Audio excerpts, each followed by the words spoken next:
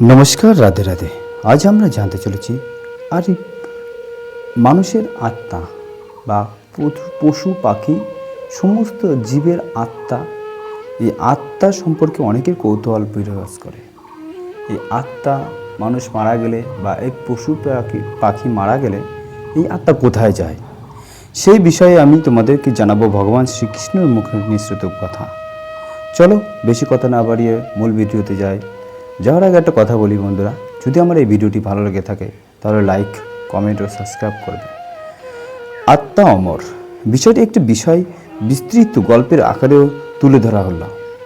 এটি আধ্যাত্মিক ও দার্শনিক ভিত্তিক ও ভক্তিমূলক কাহিনী, যেখানে মানব জীবনের মৃত্যু, আত্মা ও পুনর্জন্মের রহস্য গভীরভাবে প্রকাশ পেয়েছে।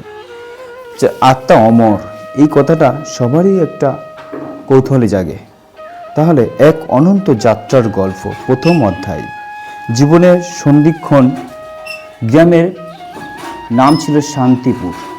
সবুজে ঘেরা নদীর ধারে ছোট্ট একটি গ্রাম, যেখানে বাস করত অনিরুদ্ধ, একজন সাধারণ যুবক। কিন্তু তার মনে ছিল অসাধারণ একটা প্রশ্ন: মানুষ কেন জন্মায় আর মৃত্যুর পর কোথায় যায়? তার বাবা ছিলেন ভক্তিমূলক মানুষ। প্রতিদিন ভোরে জপ করে উঠে জপ করতেন আর বলতেন, বাবা, শরীর নশ্বর কিন্তু আত্মা অমর। কিন্তু অনিরুদ্ধ এই কথার গভীরতা বুঝতে পারত না। সে ভাবত, যদি আত্মাই অমরই হয় তাহলে মৃত্যু কেন? আর আমরা কাঁদি বা কেন? একদিন হঠাৎ তার বাবার মৃত্যু হলো। সেই দিন তার জীবনের মোড় ঘুরে গেল। মৃত্যুর প্রথম স্পর্শ, বাবার দেহ শ্মশানে নিয়ে যাওয়া হলো। আগুন জ্বলছে, কাঠ পুড়ছে, মানুষ কাঁদছে। এই অনিরুদ্ধ দাঁড়িয়ে ভাবছে, এই তো আমার বাবা, কয়েক ঘন্টা আগেও কথা বলেছিল, এখন তিনি কোথায় গেলেন? ঠিক তখনই গ্রামের এক সাধু এসে বলল, যাকে তুমি বাবা ভাবছ তিনি এই দেহ নন। এই দেহটা শুধু পোশাকের মতো, আসল সত্তা আত্মা এখন অন্য এক যাত্রায় বেরিয়ে গেছে। অনিরুদ্ধ বিস্মিত হয়ে জিজ্ঞেস করল, তাহলে কি মৃত্যু শেষ নয়? সাধু মৃদু হেসে বললেন, না, মৃত্যু শুধু এক দরজা, এক ঘর থেকে আরেক ঘরে যাওয়ার মতো। দ্বিতীয় অধ্যায়ে বলা হয়েছে স্বপ্নের অদ্ভুত অভিজ্ঞতা। সেই রাতে অনিরুদ্ধ এক অদ্ভুত স্বপ্ন দেখল। সে দেখল কি, এক বিশাল অন্ধকার পথ, হঠাৎ দূরে আলো। সেই আলোর মধ্যে দাঁড়িয়ে আছেন তার বাবা। অনিরুদ্ধ ছুটে গেল, বাবা, তুমি কোথায়? বাবা বললেন, আমি আছি বাবা, আমি কখনো মরিনি, শুধু শরীরটা বদলেছি। অনিরুদ্ধ কাঁদতে কাঁদতে বলল, তুমি কি আবার ফিরবে?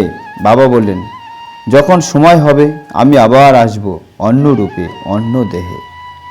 স্বপ্ন ভেঙে গেল। অনিরুদ্ধ বুঝতে পারল এটা শুধু স্বপ্ন নয়, এক গভীর সত্যের আভাস। আত্মার রহস্য। পরদিন সে সেই সাধুর কাছে গেল। অনিরুদ্ধ বলল, গুরুজি, আত্মা আসলে কি? সাধু বললেন, শোনো, আত্মা কখনো জন্মায় না, কখনো মরে না। এটা চিরন্তন, অবিনাশী, অদৃশ্য শক্তি। তিনি আরও বললেন, যেমন তুমি পুরনো কাপড় ছেড়ে নতুন কাপড় পরো, তেমনি আত্মা পুরনো দেহ ছেড়ে নতুন দেহ ধারণ করে। অনিরুদ্ধ ধীরে ধীরে বুঝতে পারল ও শুরু করল কর্মফলের চক্র। সাধু একদিন তাকে নদীর ধারে নিয়ে গেল। তিনি বললেন, এই নদীর স্রোতের মতোই জীবন, আত্মা চলতেই থাকে, কিন্তু কোনো দিকে যাবে তা নির্ধারণ করে তার কর্ম। অনিরুদ্ধ জিজ্ঞাসা করল, তাহলে কি আমরা নিজেরাই নিজেদের ভবিষ্যৎ গড়ি? সাধু বললেন, হ্যাঁ, ভালো কাজ করলে আত্মা উন্নতির পথে যায়, আবার খারাপ কাজ করলে কষ্টের পথে যায়। ষষ্ঠ অধ্যায়ে বলেছে মৃত্যুর পরের পথ। সাধু একদিন গভীরভাবে বললেন, মৃত্যুর পর আত্মা একা থাকে না, তার সঙ্গে থাকে তার কর্ম। তিনি বোঝালেন, যেমন বীজ বপন করলে গাছ হয়, তেমনি কর্ম বপন করলে ভবিষ্যৎ জন্মায়। অনিরুদ্ধ কাঁপা কাঁপা গলায় বলল, তাহলে কি আমার বাবার জন্ম নেই? সাধু বললেন, হ্যাঁ, যতক্ষণ না তার আত্মা তার আসল পরিচয় বুঝতে পারে। সপ্তম অধ্যায়ে কি বলেছে? আত্মার জাগরণ অনিরুদ্ধ ধীরে ধীরে বদলে যেতে গেল ও লাগলো। সে তখন অন্যের সাহায্য করে মিথ্যা বলে না, কারণ ক্ষতি করে না। একদিন সে অনুভব করলো তার ভেতরে এক অদ্ভুত শক্তি। সে বুঝতে পারল, আমি শুধু এই শরীরই নই, আমি আরো বড় কিছু। চূড়ান্ত উপলব্ধি বহু বছর পর অনিরুদ্ধ নিজেরই এক জ্ঞানী মানুষ হয়ে উঠল। একদিন তার ভবিষ্যৎ তাকে জিজ্ঞাসা করল, গুরুজি, মৃত্যু কি ভয়ের? অনিরুদ্ধ মৃদু হেসে বলল, না, মৃত্যু হলো এক নতুন গুরু। সে বলল, যে বুঝেছে আমি আত্মা, তার জন্য মৃত্যু আনন্দের, কারণ সে জানে তার যাত্রা কখনো শেষ হয় না। নবম অধ্যায়ে বলেছে, অনন্ত পথ। একদিন অনিরুদ্ধ দেহত্যাগ করল, কিন্তু তার ভবিষ্যৎ বা শিষ্যরা কাঁদল না, কারণ তারা জানত তিনি কোথাও যাননি, তিনি শুধু অন্য এক পথে চলেছেন। এই গল্পে আমাদের শেখায়, শরীর অনশ্বর, আত্মা চিরন্তন। মৃত্যু শেষ নয়, নতুন গুরু। কর্মই নির্ধারণ করে ভবিষ্যৎ। আত্মাকে জানলেই জীবনের সত্য জানা যায়। আত্মা অমর, এই শুধু একটি বিশ্বাস নয়, এটি জীবনের গভীরতম সত্য। মানব জীবন ক্ষণস্থায়ী, কিন্তু আত্মা চিরন্তন।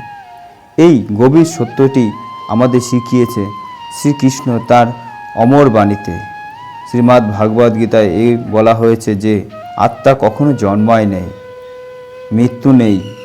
দেহ নশ্বর হলেও আত্মা অমর, অবিনশ্বর ও চিরঞ্জীবী। এই গল্প বা ভিত্তিতে আমরা জানতে পারব মৃত্যু পর আত্মার যাত্রা, জীবনের প্রকৃত অর্থ, এবং কেন আমাদেরই কর্মই নির্ধারণ করে আমাদের ভবিষ্যৎ। আধ্যাত্মিক জ্ঞান ও ভক্তির আলোকে এই কাহিনী আমাদের জীবনের পথকে আলোকিত করে এবং মনের ভয় দূর করে। যদি আপনি জীবনের রহস্য, মৃত্যু ও আত্মার অমরত্ব সম্পর্কে জানতে চান, তাহলে এই ভিডিওটি ও গল্পটি আপনার জন্য অত্যন্ত গুরুত্বপূর্ণ। রাধে রাধে। তবে এই ভিডিওটি তোমাদের যদি ভালো লেগে থাকে, তাহলে কমেন্ট, লাইক ও সাবস্ক্রাইব করবে।